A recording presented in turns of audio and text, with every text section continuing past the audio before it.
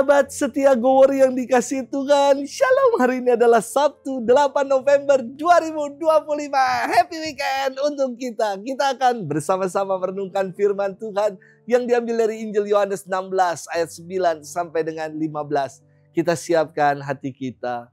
Haleluya, haleluya, haleluya. Yesus Kristus telah menjadi miskin sekalipun ia kaya, agar kalian menjadi kaya berkat kemiskinannya. Haleluya, haleluya, haleluya. Tuhan bersamamu dan bersama rohmu. Inilah Injil suci menurut Lukas, dimuliakanlah Tuhan. Yesus berkata kepada murid-muridnya, ikatlah persahabatan dengan mempergunakan mamon yang tidak jujur, supaya jika mamon itu tidak dapat menolong lagi, kalian diterima dalam kemah abadi. Barang siapa setia dalam perkara-perkara kecil, ia setia juga dalam perkara-perkara besar. Dan barang siapa tidak benar dalam perkara-perkara kecil, ia tidak benar juga dalam perkara-perkara besar. Jadi, jika kalian tidak setia mengurus mamon yang tidak jujur, siapakah yang akan mempercayakan harta sejati kepadamu?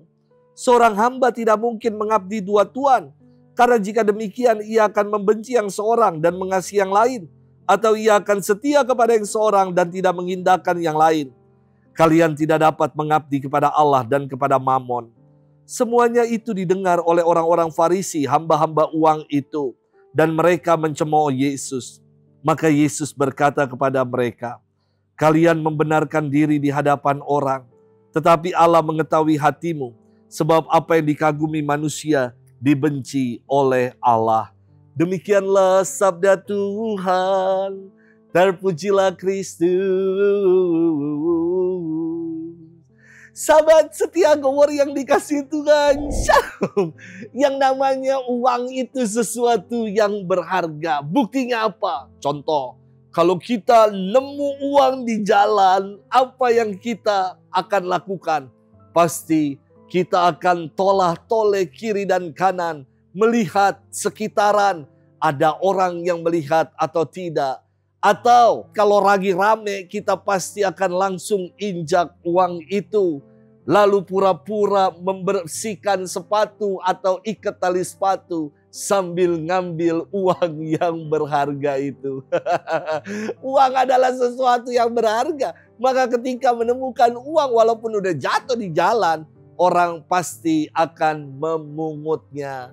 Sahabat setia Go Warrior yang dikasihi Tuhan, ada lagu yang oleh Lady Rocker Indonesia saya kira berjudul tentang uang yang mengatakan, memang uang bisa bikin orang jadi mabuk kepayang.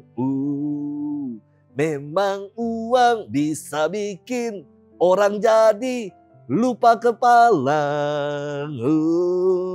lupa sahabat, lupa kerabat, lupa saudara, dan mungkin juga lupa ingatan. Uang. Hati-hati saya kira dengan uang. Sahabat setia Go Warrior yang dikasihi Tuhan, bacaan dalam firman Tuhan hari ini saya kira meneruskan firman Tuhan kemarin. Kini Yesus memberikan penegasan bahwa hendaklah para pengikutnya memiliki kecerdikan yang dapat mempertanggungjawabkan apapun yang telah dipercayakan Tuhan.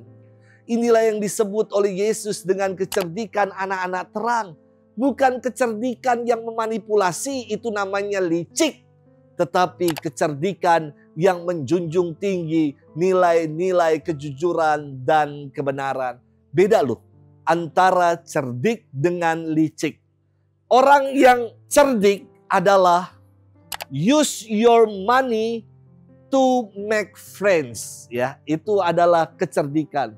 Menggunakan uang kita untuk membangun jembatan, jejaring, persahabatan dengan banyak orang. Tetapi kalau kelicikan adalah use your friends to make money. Gunakan orang, gunakan teman untuk dijadikan sebagai mesin pencari uang atau istilahnya makan teman. ini adalah kelicikan. Sahabat setia Glory yang dikasihi Tuhan. Yesus ingin mengatakan, orang yang dapat dipercaya dalam perkara-perkara kecil, maka akan juga dipercaya dalam perkara-perkara yang besar. Tanggung jawab inilah yang perlu disadari oleh para pengikut Kristus kalau kita dipercaya sebagai pengikut Kristus. Dan barang siapa yang setia dalam perkara-perkara yang telah dipercayakan Tuhan kepada kita, kita akan dipercaya untuk perkara yang lebih besar lagi. Sahabat setia Glory yang dikasihi Tuhan, kita diajak sebagai pengikut Tuhan untuk menjadi pribadi yang berintegritas. Integritas dari kata Latin integer, artinya memiliki prinsip dan kehendak yang kuat.